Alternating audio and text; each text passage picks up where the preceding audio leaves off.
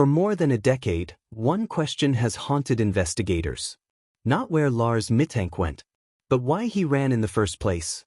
Because if investigators can answer that question, they may finally solve the mystery. Was Lars fleeing from a real threat?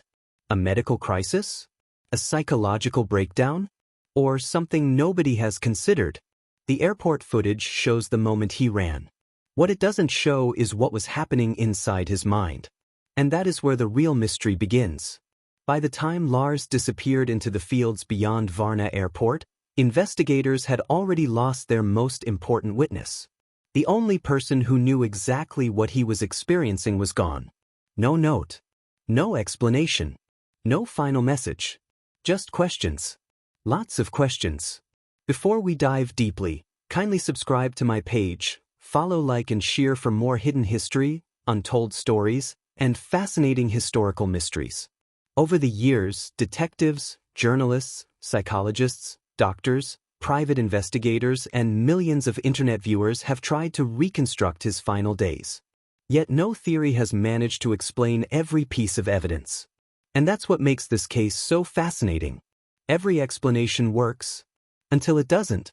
The most widely discussed explanation focuses on Lars's mental state. Before his disappearance, he reportedly became increasingly fearful. He told family members that unknown people were following him. He asked for financial protections. Hotel surveillance reportedly showed nervous behavior. By the time he reached the airport, witnesses described him as anxious and erratic. Psychologists examining the public facts often point to a pattern. Isolation, stress, physical injury, lack of sleep, fear, a foreign country. These factors can sometimes combine in dangerous ways. Supporters of this theory believe Lars may have experienced a severe psychological crisis. If true, the threats he described may have felt completely real to him, even if nobody else could see them. The theory explains the panic. It explains the running. It explains the abandoned belongings. But it leaves one enormous problem. How did he disappear so completely afterward? Then investigators discovered something that complicated the picture. Lars had been prescribed antibiotics after his injury. Some medical experts and family members wondered whether a rare adverse reaction could have contributed to paranoia or unusual behavior. Certain antibiotics have been associated with rare psychological side effects in some patients. At first, this seemed like a promising explanation. Then came the controversy. Airport Dr. Kosta Kostov later stated that Lars had not actually filled the prescription and therefore had not taken the medication. If that is correct, the medication theory collapses almost immediately, and that created a major divide. One group believes the medication triggered everything. Another group argues the medication never entered his system. Both sides point to evidence. Neither side can prove their conclusion. Years later, the debate continues. Another explanation focuses on the injury itself. Remember the altercation during the vacation, the damaged eardrum, possible trauma, possible stress, possible neurological effects. But the biggest controversy isn't the medication. It isn't the injury. It isn't even the sightings. The biggest controversy is much simpler. There is no theory that explains every fact. Think about it. If this was a psychological crisis, where is the evidence of what happened afterward? If this was foul play, where is the evidence of the crime? If he started a new life, how did he do it without money, identification, or documentation? Every explanation solves part of the puzzle, then crashes into another. This is why professional investigators remain cautious. The evidence supports possibilities, not conclusions. And that's a critical difference. There is one fact that often gets overlooked. The mystery most people focus on is the airport footage. But investigators increasingly view the airport as the end of a process, not the beginning. The real mystery may have started days earlier. At the hotel. During the phone calls. After the injury. During the hours nobody can fully account for. Because by the time Lars entered the doctor's office, something had already changed. The airport cameras merely captured the final visible chapter, not necessarily the cause. And if that's true, the answer may never have been inside the airport at all. More than a decade later, Lars Mittank remains missing. No confirmed sighting.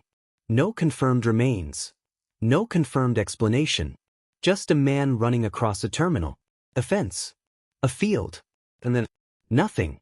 But investigators would eventually uncover one final possibility.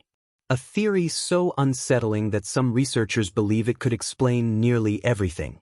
The problem? There is almost no evidence to prove it. For 12 years, investigators searched for one man. A man seen by millions. A man captured on camera. A man whose final moments are among the most famous pieces of surveillance footage ever recorded. Yet despite international attention, search teams, media coverage, private investigators, and countless reported sightings, nobody has found Lars Mittank. No confirmed photograph. No confirmed phone call. No confirmed remains. Nothing. And that leaves investigators facing one terrifying possibility. What if the answer has been hiding in plain sight all along? What if the mystery isn't how Lars disappeared? What if the real mystery is why everyone has been looking in the wrong place? By the end of 2014, the disappearance of Lars Mittank had evolved from a missing person case into an international mystery. The footage had spread across television, internet forums, YouTube documentaries, true crime communities. Millions watched the same video. Millions asked the same question. What happened after Lars ran beyond the airport fence? The problem was simple. Nobody knew. The airport cameras captured only part of the story. Everything after that point vanished into uncertainty. And uncertainty is where mysteries thrive. Immediately following the disappearance, Bulgarian authorities launched search efforts in the areas surrounding Varna Airport. Open fields, roadways, wooded areas, construction zones, nearby properties. Teams searched locations that seemed logical for someone who had fled on foot. Reports indicate that authorities and volunteers examined areas around the airport but found no definitive trace of Lars.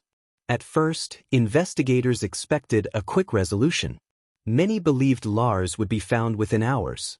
Then days passed. Nothing. Weeks passed. Nothing. Months passed. Still nothing. The absence of evidence began creating a mystery of its own. How does a person disappear so completely in the modern world? Modern disappearances are difficult. People leave traces. Phones connect to networks. Bank cards create records. Identification is required for travel. Cameras exist almost everywhere. Yet investigators found no verified evidence that Lars used his phone, accessed his finances, or established a new documented identity after July 8, 2014. This transformed him into what investigators sometimes call a digital ghost. A person who seemingly stops generating evidence. No electronic footprint. No financial footprint. No official footprint. It's an extraordinarily rare phenomenon in the 21st century. And it made solving the case exponentially harder. Over the years, experts from multiple disciplines reviewed the available evidence.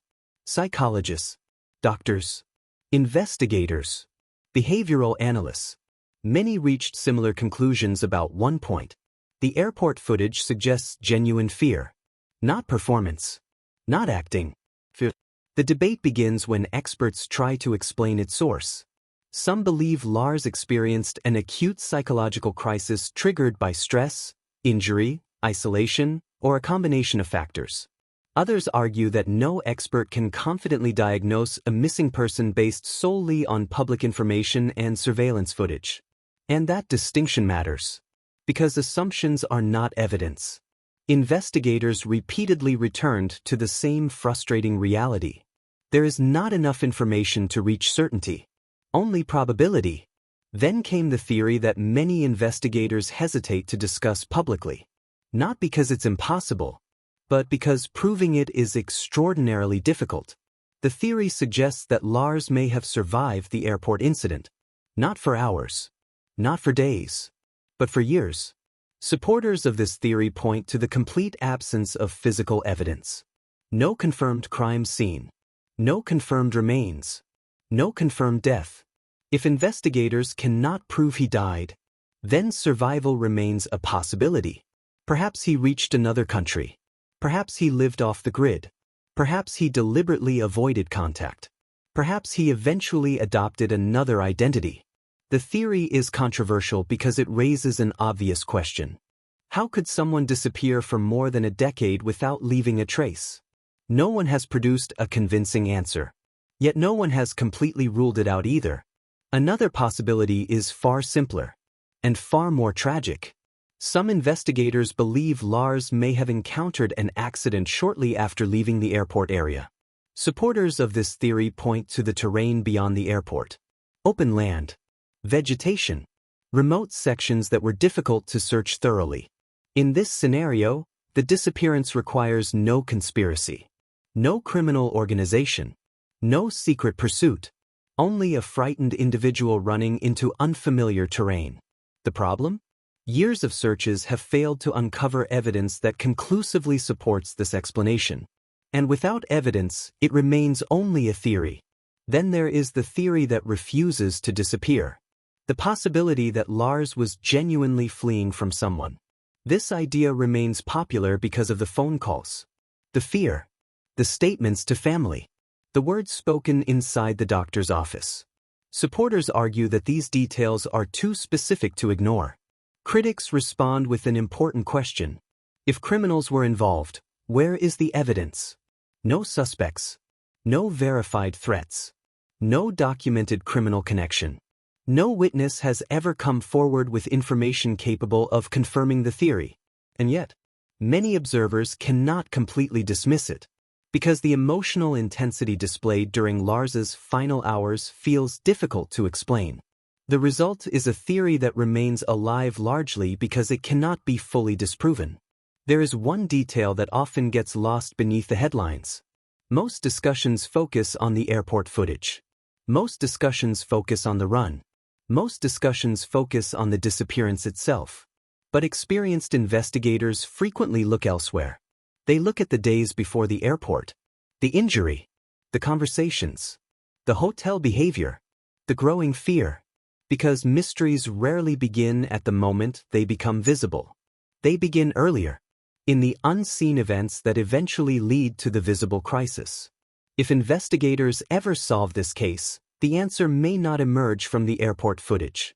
It may emerge from understanding what happened during the 48 hours before Lars entered the terminal. And that is a very different investigation. More than a decade later, Lars Mittank remains one of the world's most discussed missing person cases. Not because it contains the most evidence, but because it contains just enough evidence to keep every possibility alive. The footage provides answers, but not enough answers. The witness statements provide clues, but not enough clues.